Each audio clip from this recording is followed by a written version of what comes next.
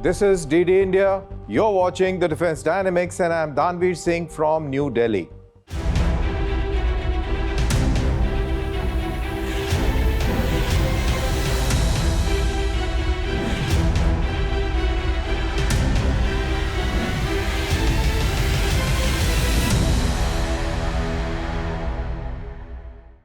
India has conducted scramjet ground test.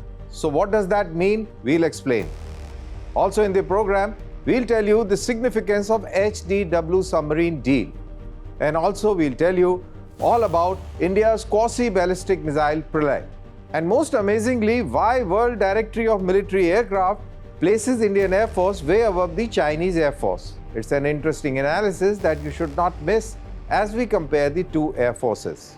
All this and much more in next 30 minutes. But before that, the global defense headlines this week. The Royal Netherlands Navy took delivery of its first two upgraded Mark II landing craft utility LCUs on 23rd January, the Dutch Ministry of Defense announced. Estonia-based Milrem Robotics revealed upcoming supply of first armed Themis unmanned ground vehicle, the UGV, to the armed forces of Ukraine. The Turkish Navy is undergoing a comprehensive transformation to support its increasing operational tempo and address critical infrastructure needs, according to information shared by the Turkish Navy. The most significant ongoing project is the construction of new piers, jetties, and other coastal facilities at Aksar's naval base. Hungary plans to procure 172 more Kf-41 Lynx infantry fighting vehicles and support vehicles.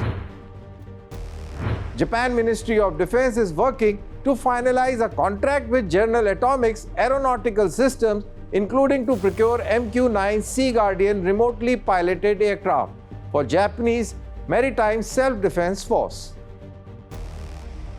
India becomes the fifth nation in the world to carry out testing of active cooled hypersonic combustor engine. Now it's a game-changer technology. It changes the whole perspective when it comes to missiles. So I'll try to explain to you in context to time, distance and speed with the help of video wall right behind me and the map. And to take assistance, we take United States and China as a case in point. Now, the distance between America, that is New York, say, and Beijing would be around 12,000 kilometers. Now, 12,000 kilometers, hypersonic missile will take anywhere up to 19 minutes, maybe say to 20-25 minutes, depending on the speed. The speed of a hypersonic missile ranges from 5 Mach to 8 and even up to 24 Mach. So, it can take up to 19 minutes, flat 19 minutes. But when we compare the speed to that of a Boeing airline, say it has taken off from New York and lands at Beijing, it will take up to 17 hours. So 17 hours of flying time is condensed to just flat 19 minutes. That is why this technology is a game-changer technology, and India has mastered the scramjet combustor engine, which means that India is in top 5 countries in the race. Now to understand why this very latest ground test of 120 seconds is so important. Do note that during this ground run, the technologies mastered have been to do with endothermic fuel and thermal barrier coating. Let's first understand what are the dynamic forces that affect a hypersonic missile at those very high speeds of over 5 Mach, and how the mastery over these two critical technologies have been overcome.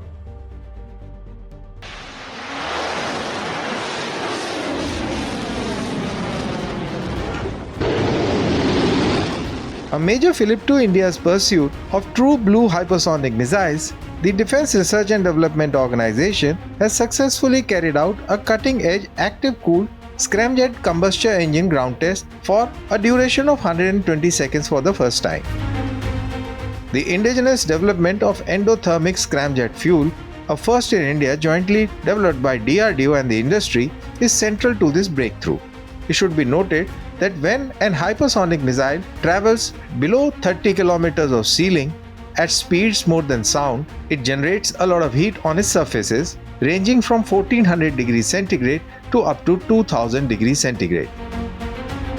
Now it is the endothermic scramjet fuel that carries out a dual role. First is to provide thrust to the missile to achieve higher Mach speeds, and second is to keep the temperatures low of the missile bearable by other avionics on board this missile. India has also developed a new advanced ceramic thermal barrier coating having high thermal resistance and capable of operating beyond the melting point of steel. As these temperatures range from 1400 to 2000 degrees centigrade, they are these thermal barrier coating ceramic tiles that prevent this heat from damaging the missile itself. That means these technological breakthroughs will eventually pave way for India having hypersonic cruise missiles that can have speeds greater than Mach 5, which moves at 5 times the speed of sound or more than 5,400 km per hour. If you recall, India had recently carried out a hypersonic glider test. It is basically a missile carries this glider at very high speeds and releases it up in the trajectory, whereby this hypersonic glider glides by its own to the target. It does not have any kind of rocket motor. Contrary to this, the hypersonic cruise missile has an end-to-end engine that generates a speed more than Mach 5. Both these tests are a huge success for the country as India has both of these. So what are the 5 takeaways from this story? India's successful test of a scramjet engine in 2023 marked a significant milestone in aerospace technology. Here are 5 takeaways. First, advancement in hypersonic technology. The test has showcased that India's growing capabilities in developing hypersonic technology, which involves speeds greater than Mach 5. Scramjet engines are essential for these speeds, as they allow air-breathing engines to operate efficiently at hypersonic speeds. Strategic importance is the second takeaway. This achievement enhances India's position in global aerospace and defense technology. Scramjet engines can be used for a variety of applications, including advanced missiles, spacecraft, and making an important development for both military and civilian space exploration. Takeaway 3 is the improved efficiency. Unlike traditional rocket engines, scramjets use atmospheric oxygen to ignite fuel, making them more fuel efficient for certain types of mission. This could lower cost and increase performance in future space launches as well. The fourth takeaway is the indigenous development. The successful test, which was carried out by India's own effort, demonstrates its self-reliance in space and defense technologies. This aligns with countries' broader goal of reducing dependence on foreign technologies in critical sectors. And finally, the fifth takeaway is the future prospects. The success paves way for future innovations, including development of reusable space planes and long-range missiles. It also accelerates the pace at which India can make strides in global space missions and technology collaborations. This achievement puts India on competitive path along with global leaders in scramjet and hypersonic technologies. It was in the year of 1991 a deal to buy 2 Type 209 submarines and build another 2 at MDL, that is Mazgaon Dock Limited, with a possibility to build 6 more. Unfortunately, all this came to a screeching halt after allegations of kickbacks that came to be known as the HDW scam.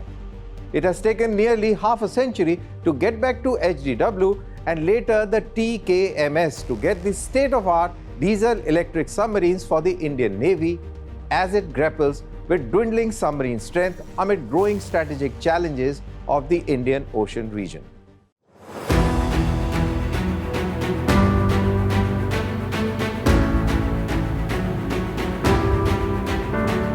Nearly half a century after it chose to buy and build the German HDW Type 209 submarines for its navy, India has down-selected a new generation submarine offering from the same shipbuilder to meet the requirement of 6 conventional Indian-built submarines under the fabled Project 75 India program. The winning bid from HDW via its parent company ThyssenKrupp Marine Systems, the TKMS, is said to be a derivative of the active Type 214 submarine. In July last year, TKMS gave the Indian press a presentation that included artwork of a suggested derivative design that's both bigger than the Type 214 and has a greater emphasis on stealth. The bid is a partnership between TKMS and Indian state-owned shipbuilder Mazgaon Dock Limited, or the MDL. It is the same corporation that built two Type 209 boats in the 80s for Indian Navy named Shishumar class. All four Shishumar class submarines continue to be in active service.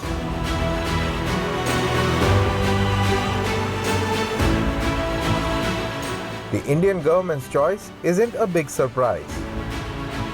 The TKMS MDL bid edges out a palpably riskier bid by Spain's Navanita, an Indian private sector giant L&T, to build the S-80. The government's decision was protested last year by L&T and Navantia, with support from Spanish government triggering the formation of an Indian committee to ensure the down-selected process was fair. The committee concluded that decision to proceed with TKMS MDL was transparent and fair in all respects. With the competition out, the Indo-German offering passes technical trials and moves into the phase of techno-commercial negotiations. The deal is expected to be worth over rupees 50,000 crores. Given the glacial pace of P-75I program thus far, it remains to be seen if commercial negotiations take place in a timely manner. The new submarine production line will be alongside MDL, Scorpion, or the Kalabari class submarine line, which has just delivered the latest 6 submarines ordered in 2007. Fortunately, the line won't be getting cold. The India's Ministry of Defence has cleared the construction of 3 more submarines of the type late last year, with work all set to begin on those. If things come to fruition in all respects, India will for the first time have 2 active submarine production lines running in parallel. The Germans tryst with MDL hasn't had a comfortable past. In 1981, a deal to buy 2 Type 209 submarines and build the other 2 at MDL with possibility of 6 more came to a shuddering halt.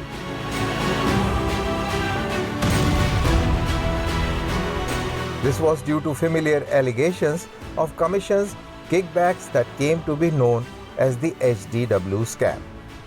The blacklisting of German company completely ruined any chances of building 6 more submarines and forced the Navy to watch the exorbitant investments in submarine assembly line rapidly evaporated.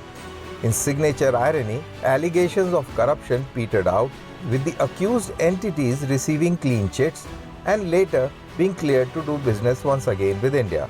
The taint of alleged corruption, even after a reprieve, meant that HDW found next to no opportunities to get a foothold in the country, which is why India's choice now is more than just a routine down select. India's decision to opt for any submarine marks a pivotal moment for the Indian Navy as it continues to grapple with dwindling submarine strength amid growing strategic challenges in the Indian Ocean region.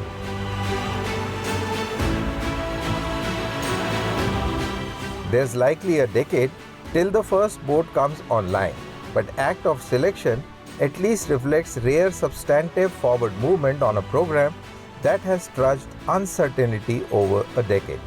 Contenders who have been in and out of the meandering contest include a French non-nuclear Barracuda class, Korea's Davos KSS-3, Russia's Amur 1650, and briefly Japan's Soryu in 2019.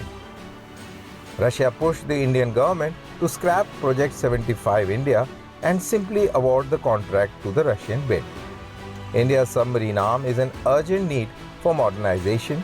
Currently, the Indian Navy operates a mix of aging conventional submarines, including the Russian Kilo class, the German origin HDW Type 209, while the Indian Navy has 6 Scorpion class submarines under Project 75.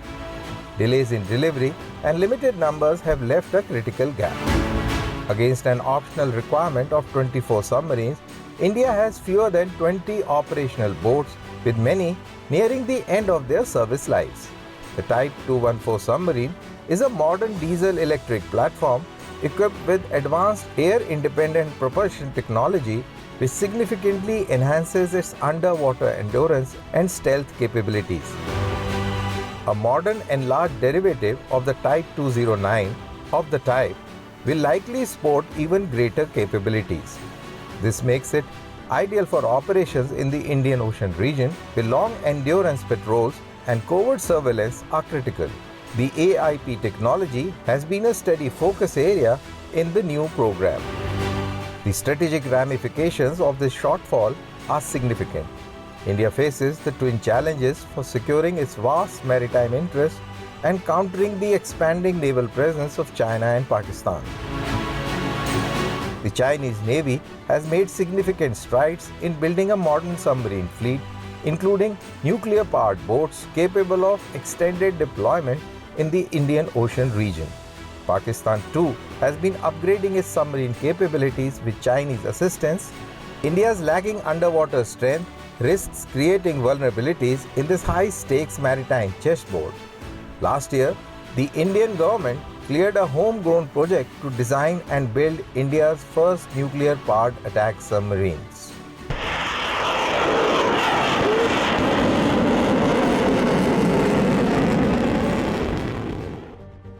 During the Republic Day parade on 26 January of 2025, India put on display a variety of munitions, including its first indigenously made short-range ballistic missile, the Pralay.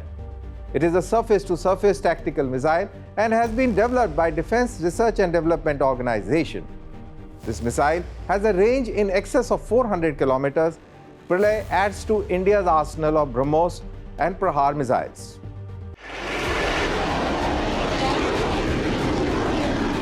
The Defense Research and Development Organization, the DRDO, showcased the indigenous short-range quasi-ballistic missile Pralay at this year's Republic Day parade. The missile, which is meant for the Army and the Air Force, will be the first ballistic missile in Indian missile arsenal meant for conventional strikes. With a range of 400 kilometers, Pralay adds to BrahMos and Prahar missiles already in the inventory, giving the Indian military an option for standoff missile strikes across the border. It is meant for deployment along both the line of control as well as the line of actual control. In the year of 2023, the Defence Acquisition Council, the DAC, approved procurement of Pralay ballistic missiles with a range of 400 km and Nirbhay long-range subsonic land cruise missiles with a range of 1000 km, both of which will give a long-range conventional strike option for the Indian military. Put together, a few hundred missiles were approved for procurement by the DAC. A new derivative of Nirbhay, which has been under development for over a decade now, has been flight tested recently and trials are underway. Last April, it was tested with an indigenous engine likely to go for trials with the Army this year. It has been reported in Indian media that Rocket Force that is being planned will eventually have all these conventional missiles brought under one umbrella. There are talks for Rocket Force that is being looked as tri-services concept. Pralay, which is a surface-to-surface missile with a range of approximately 400 kilometers and has a capability to strike different types of targets using different types of warheads. In the year 2015 and flight tested for the first time in the December of 2021. With 2 consecutive tests carried out successfully and conducted on 2 consecutive days, the new missile followed the desired quasi-ballistic trajectory and reached the designated target with high degree of accuracy, validating the control, guidance and mission algorithms. The missile is powered by a solid propellant rocket motor with a payload capacity of 500 to 1000 kgs. Missile's guidance system includes state-of-the-art navigation system and integrated avionics. In its second launch on December 23rd of 2021, the missile was tested for heavier payload and different ranges to prove precision and lethality of the weapon. When it comes to sensationalism, I guess the media and more so the social media plays a vital role, many a times far-stretched from some total reality. There were doubts being raised over Air Force capabilities, comparing the Pakistan Air Force and the Chinese Air Force to the Indian Air Force. The World Directory of Modern Military Aircraft's annual ranking utilizes a formula which takes into account values related to total fighting strength of various air services of the world. The formula produces a true value rating, or the TVR. It helps to definitively separate each power based on not only overall strength but modernization, logistical support, attack and defense capabilities, and so on. In this way, the power is not simply assessed on its total quantity of aircraft but rather its quality and general mix of inventory. Greater weightage is given to categories generally overlooked by some powers, namely special mission, dedicated bomber force, close air support, and training units. Beyond this is a focus on local aero industry capabilities, inventory balance, and general mix of unit types and force experience. As per the WDMMA annual ranking, the highest attainable true value ranking score is 242.9, held by the United States Air Force. This is followed by the Russian Air Force at 114.2. The Indian Air Force comes third with 69.4, followed by the Chinese Air Force at 63.8 true value ranking.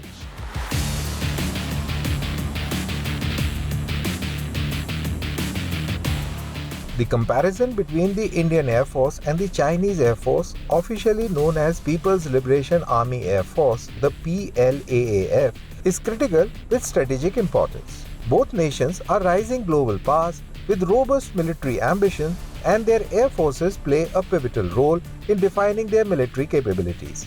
Let us explore this comparison from the perspectives of capability, technology, doctrine, and strategic research. The PLAAF is the largest air force in Asia and third largest air force globally. With over 2,000 combat aircrafts, it boasts modern fighters like J-20 stealth fighter and Su-35s. On the other hand, the Indian Air Force, though smaller with around 1,700 aircraft, is the fourth largest in the world and focuses on maintaining a balance between quality and quantity. India's fleet includes state-of-the-art platforms like Rafale, Su-30 MKI, and the Tejas, while Chinese rely heavily on indigenous platforms such as the J-series fighters.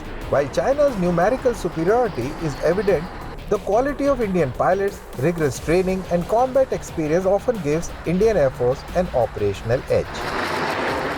China has made significant advancements in stealth technology with the J-20 as its flagship. It has also invested heavily in drones, electronic warfare, and hypersonic weapons. The PLAF is supported by China's robust defense manufacturing ecosystem, including advanced missile systems and artificial intelligence capabilities. The Indian Air Force, though reliant on foreign acquisitions, has made strides in integrating cutting-edge technology. The Rafale fighters, with their mature air-to-air missiles, give Indian Air Force a formidable long-range strike capability. India's indigenous efforts, such as the Tejas fighter and Advanced Medium Combat Aircraft, the AMCA program, are gradually reducing this dependency on imports. The PLAF operates under the doctrine of active defense, aligned with China's broader military strategy. It focuses on achieving dominance in Indo-Pacific region, integrating air, space, and cyber capabilities. Its force projection has grown with the establishment of overseas bases as in Djibouti. The Indian Air Force, in contrast, emphasizes upon a defensive posture, focusing on securing India's vast borders and projecting power in the Indian Ocean region.